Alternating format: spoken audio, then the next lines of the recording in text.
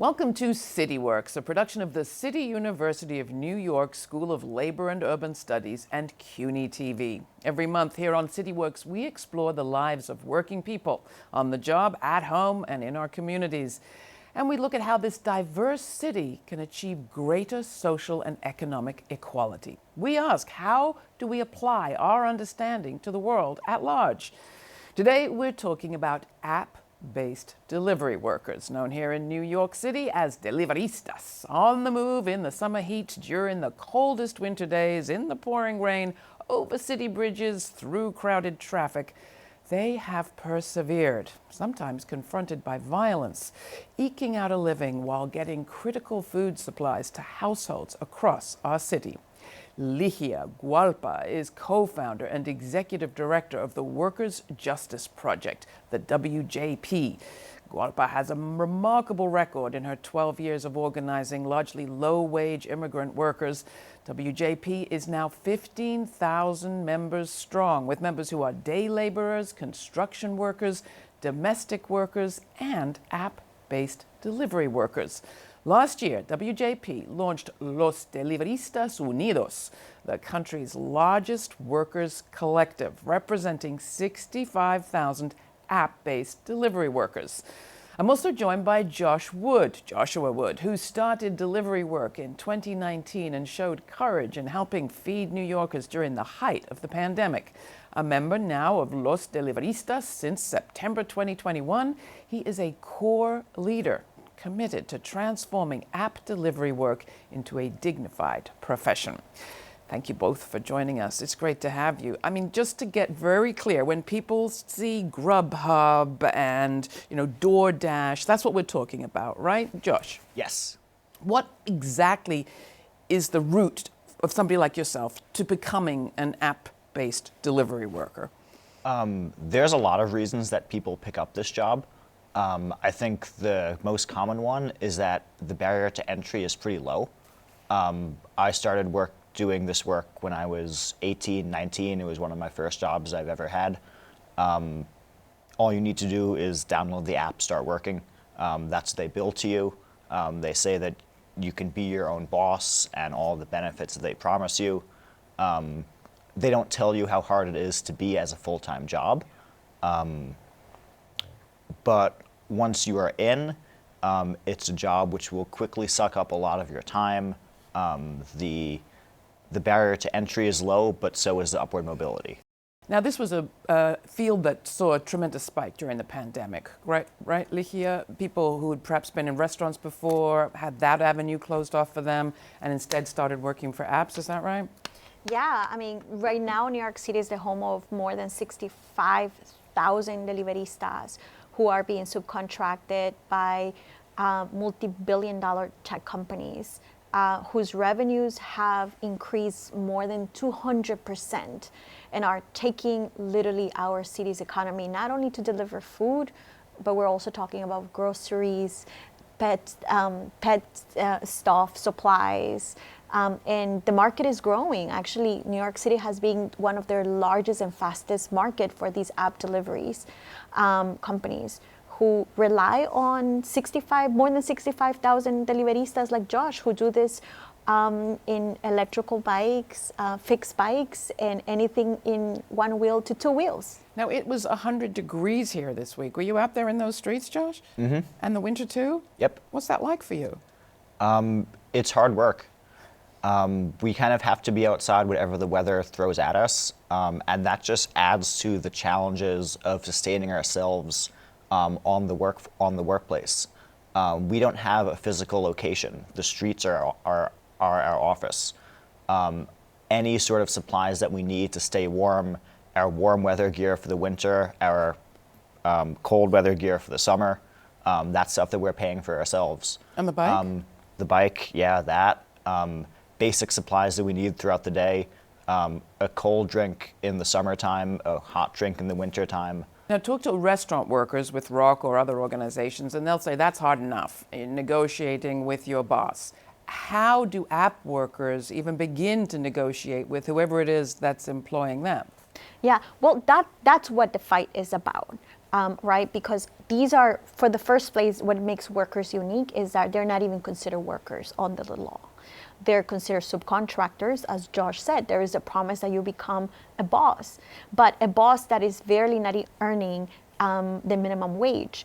We co-authored a study that realized that deliveristas were earning actually $7.87 per hour.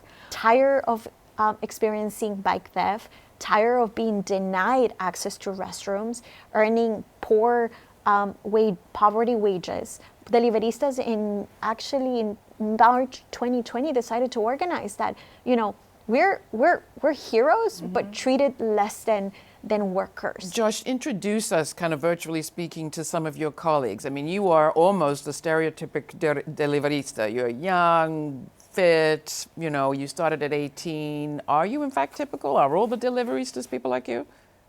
Definitely not. I mean, there's a small segment of young people who needed a job. Most deliveristas are immigrants. I can't speak on behalf of anyone whose experience is not my own, but. And you know anyone that's got hurt? It's common. We all get involved in accidents. The reason that our labor is even valued at all is because we can transport something from point A to point B quickly in dense traffic. The way that you do that is you be a little bit more mobile, a little bit smaller than everybody else on the road. Whatever vehicle you're on, that makes you more vulnerable. If there's ever a disagreement about who has right of way between you and a car, you're the one getting hurt. And your income is dependent on how many deliveries you make, is that right? Yes. So there's an impetus to go as quickly as you can. Yeah, we're getting paid by the job. Why organize? Why did you choose to organize? Because you've got enough on your plate, and that's just adding a whole other thing to do. We're stronger together. Organizing is really the only option that we have. We are the industrial reserve pool of labor. This is something that they're putting out the task of, is anyone willing to do this order? They'll start at the lowest bidder, $2, $3, $4, see if anyone takes it. We know that that isn't sustainable. Problem is, there's people who are desperate enough that they need to take those orders, and they'll do it for $2, $3, $4. The only way to stop that from happening is if all of us come together and say, no, you can't get away with this anymore. Our goal is to turn this into a dignified profession. That means that we have to have a union.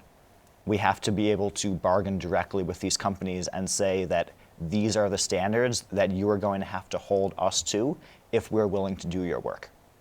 And that's exactly what the Workers' Justice Project has been about, right? Ligia, can you talk about this organizing drive, effort, what it's taken, what your demands have been, and then we'll hear some of the good news about what you've won. Yeah, I mean, this is exactly what Josh said. There is no other choice to make and win basic labor protections. And why not secure worker representation in your job? And deliveristas actually they organize in one of the worst crises of our nation in the middle of a pandemic out of necessity and because there was no other choice. And deliveristas, when they started to organize, one of the most beautiful and powerful things is that these are strong worker leaders who already have been organizing out of necessity as a way of survival. We started organizing by bringing all these different networks that deliveristas have been building to stay safe in the streets. And what it took literally the courage of workers to say enough is enough. And just forgive me, but there's not a union hall. It's like, how do you connect and to organize? Right. Even though deliveristas are not unions, they already operate as a union. Talk about that. They are building what we call networks in WhatsApp groups and Telegrams, in Facebook groups, where they are already bonding together, organizing together to make sure that they don't take the cheapest deliveries, to make sure that when somebody gets in an accident, they aid that other worker right away. They've been meeting to push the companies actually to define what the demands when it comes to legislation would be.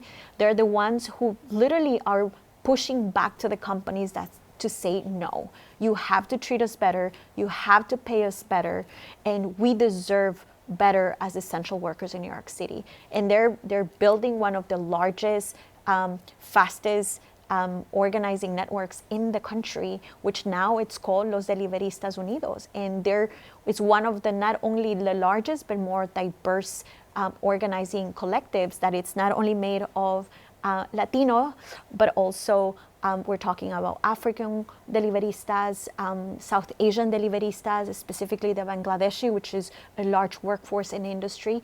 At the end of the day, they realized, as Josh said, they're stronger when they're united, and they understand that they're not going to be able to confront the power of these app delivery companies if they don't unionize and if they don't organize. So what's deliverista in Bengali? That's a hard one. You were saying that you're renaming actually to represent more and more people and include more and more people. You've got some of the demands right there on your shirt. You don't need to read that very small writing, but just tell us what some of them are. So the major wins that we've gotten so far, we've gotten access to the bathrooms. We have gotten, when we sign up, the companies will not provide us with a free backpack. Small win, I know.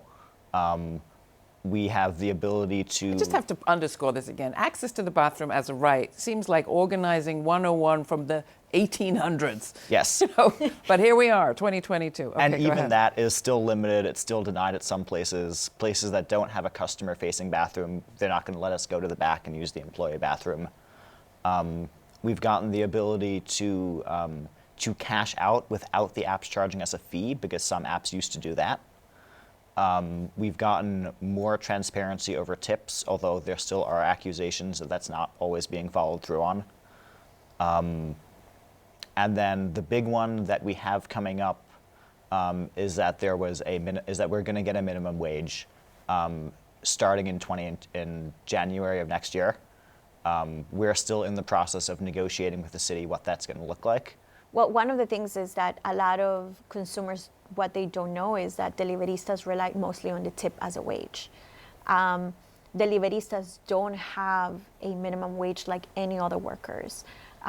So if they got a really bad tip or they had no tips, pretty much they go without being paid for that delivery that they did.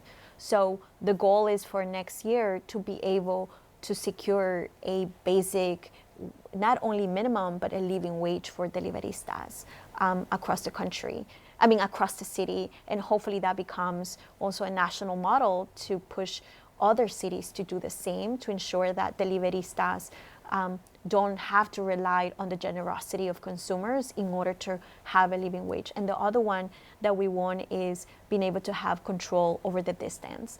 A lot of the deaths that have happened in New York City has been because deliveristas have had to ride long distances in order to deliver a bagel or your noodles, or sometimes McDonald's, right? So what deliveristas are able to do now is, before they accept the delivery, know how far that distance would be and able to say no. I don't want to travel 5-6 miles to deliver your bagel for a $2 tip. Yeah. And that's huge, and that's so important for deliveristas, because that means being able to work safely and probably not have to get into accident because of the traffic and the lack of infrastructure that our city has.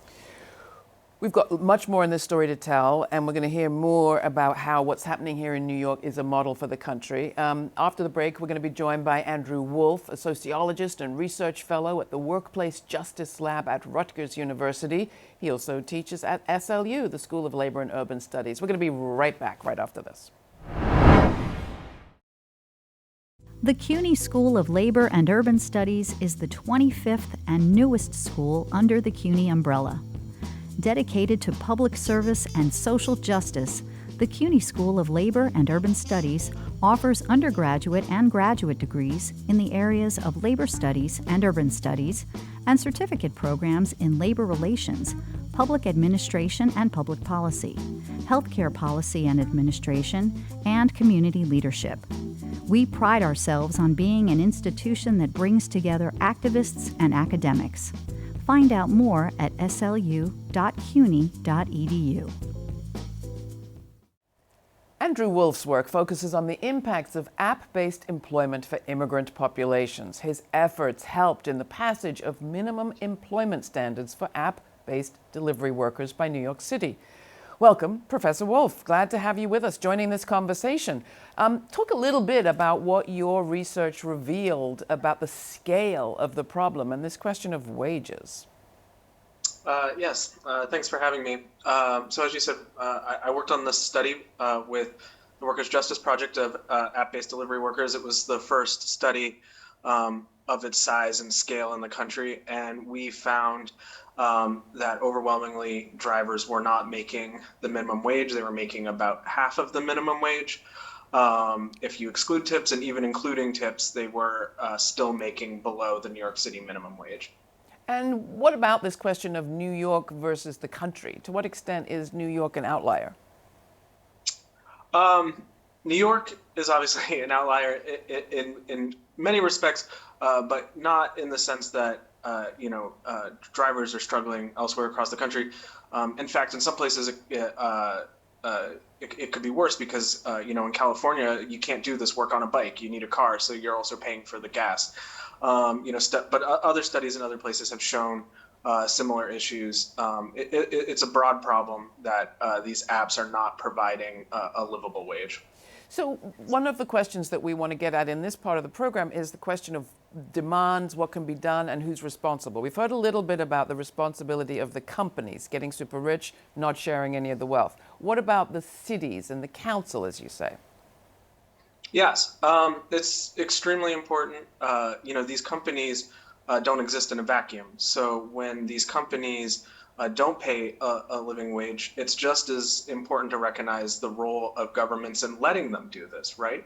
And that's why it's so important that New York City stepped up and was the first place in the nation to say, no, you can't not pay a minimum wage. You can't say just because you're claiming they're independent contractors that employment rights don't apply to them. So understanding the culpability, it's very important, and it's partly important because it starts with these delivery workers, but Amazon, Walmart, they're all looking into how much they can turn these models into their places as well. So it's extremely important that the government takes responsibility and doesn't allow technology to undermine workers' rights. Now, Ligia, coming back to you for a second, clearly you've got a lot of power, a lot of accomplishments already under your belt. Assuming you get everything that you want, looking forward, say 5 years from now, what's your vision of what would exist for workers like the deliveristas, whatever they end up being called by that point? What, in terms of a city infrastructure, would you like to see? Yeah. Well, in 5 years, hopefully, aside from building a city infrastructure, we're celebrating that Los Deliveristas Unidos have become a union sitting at the table negotiating with the companies, but also sitting along with the administration, elected officials to redesign our city infrastructure. How so? By building, one of the things is a lot of this work is being done on micromobility equipment, such as e-bikes for the most of the part. And there is deliveristas who want to have charging stations for their e-bikes. That doesn't exist, and sometimes they have to pay almost $40 to $100 per month just to charge their bikes, additional cost. Parking, there is a lack of infrastructure when it comes to parking their bikes. They face bike theft because they have nowhere to park. So we want charging stations for e-bikes, parking stations, and deliveristas also want to build deliverista hubs that will allow them to rest and protect from the hard weather, whether it is a heat wave or a winter storm, and also have a space where they can connect with city resources. And the other one that we want to build is a portable benefit. A lot of deliveristas, because they're not considered workers, they don't have access to health care. They have to pay for their own. They don't have access to basic services as workers. And we want to build a deliverista portable hub where workers and the companies will pay into this deliverista portable benefits tool, and have a full infrastructure that applies and benefits 65,000 deliveristas across the city. Coming back to you, Andrew, I mean, obviously this vision and these sets of demands are specific to the needs of deliveristas, but they're not unique in terms of our labor world, horizon out there. Can you talk a little bit about where you see this struggle inside the larger context of labor organizing and union organizing across the country at this moment in time? Sure. What I think you're seeing reflected is the fact that labor law and our social benefits were designed at a time when everyone worked in large factories, and they typically worked in that large factory for their entire life. And now that people, take deliveristas, you might work for 4 different companies at the same time, right? And we need to adjust what our laws look like to make sure that, just because the reality of work has changed doesn't mean that you get less rights. Talk about rights for just a second. You work with a lot of immigrant workers. You've studied a lot of immigrant workers. We've got workers of color in this area, in this field. And there's always the question of the intersection between the worker and the so-called criminal justice system. What can you tell us about the reality there that deliveristas are facing, and whether there are protections that could be afforded them under, thanks to organizing? I'm thinking of just simple things like what happens when you run afoul of the laws on parking your bikes? Right. Yes, obviously, the deliveristas being immigrants, many of them being undocumented immigrants, anytime you come into contact with law enforcement, it can become a scary situation. Again, to bring it back to this history, there's the reason independent contractors are carved out of these rights is because these jobs have historically been done by people of color, by African Americans, and Southern Democrats during the New Deal era carved them out of these laws due to racism, right? And now you're seeing this legacy being reproduced on these apps and removing a workforce that's primarily immigrant from protection. So it's the same tune in a different context. Ligia, coming back to you, we've talked about corporations, a little bit about the city, something about the criminal justice system. What about consumers? What about people like me and some of the other people watching who maybe use those apps to bring needed things to their house, whether it's food or deliveries of other kinds? Yeah, I mean, I think there's a lot that consumers can do to support deliveristas. One of the first is we don't want to discourage people from using the apps, because there are 65,000 deliveristas who relied on this labor to provide to their families, where the majority, almost 85%, actually use this type of work as full-time work, and the majority happens to be working families. So there's a lot that consumers can do. One is tip well. Until we don't secure a minimum wage, deliveristas still relied on your tip. Tip on the app or tip cash when the person comes to the door, or both? Both. If you tip on the app, what we encourage to do is disclose the tip amount to the deliverista to make sure that they can confirm back to make sure that they got the right tip amount. The other one is we have a really hot summer. We encourage the consumers to, get an extra bottle of water. Sometimes they're doing deliveries all day long.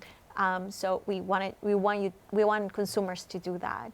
And the other one is if you have the ability to come down and pick up your food, so they don't have to travel and go 3 floors. You're looking directly at me because I live up 3 flights of stairs. I hear you.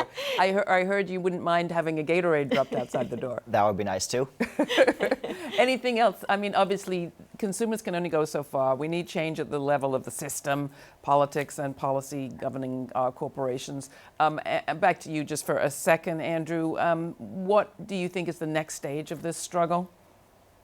The platformization of work is happening in many, many different industries. So, you're only seeing change in the places where workers have organized powerful movements like the deliveristas, but there's other industries like care work where greater protections are needed, and we need to see movement on the policy level there as well. It is exciting, though, that your work and the organizing you've been doing in New York is inspiring some other workers in other cities. Mm-hmm. Is that right? Yeah, there's movements going on in California, in Connecticut, of rideshare drivers organizing. It just happened to be that we're the place where it makes the most sense. There's a lot of workers in a pretty small location of New York City, so we have the advantage of we actually get to see each other on the streets. The same level of organization might not be possible when workers aren't seeing each other. But even though we are a very separated workforce with no factory floor like a traditional workplace, because the city is so small and we're so mobile, we do have that solidarity with each other. Well, we certainly thank you for the work that you've been doing, Deliveristas.